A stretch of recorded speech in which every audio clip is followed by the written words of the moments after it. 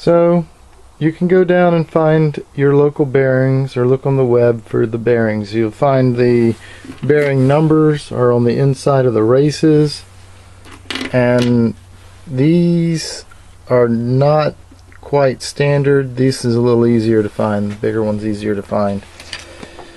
Now, while you've got your motor apart, this is a good time to look at the construction of this motor.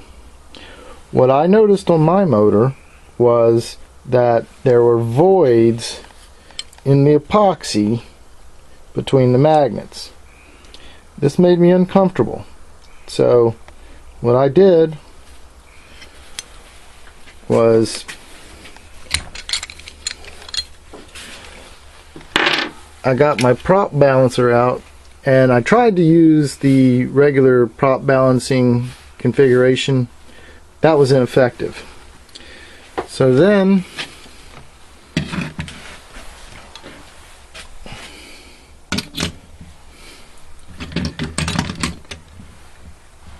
I tried to use my regular use it on its shaft, which works pretty good. But what you have to be aware of is that there's the flats, and there's an easy fix for that that'll keep this from working. And what I did was I lightly tapped it and pressed on it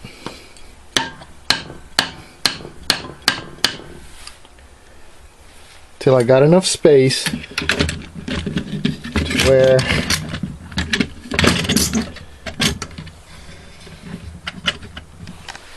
where the system would roll freely without interfacing with the flats.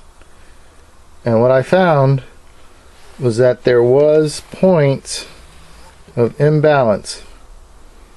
So what I did with that was I took some high temperature epoxy and filled the voids, and there's a couple, maybe one void left, but I filled the big voids up with the high temperature epoxy, and now the motor behaves rather nicely on the balancer. Turn it there, it just stops, it comes to a stop.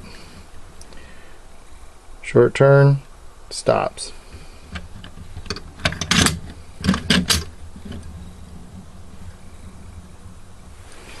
So now I've kind of balanced my bell, and that makes me feel better too. So now we've got another challenge. How do we stop loading our bearings?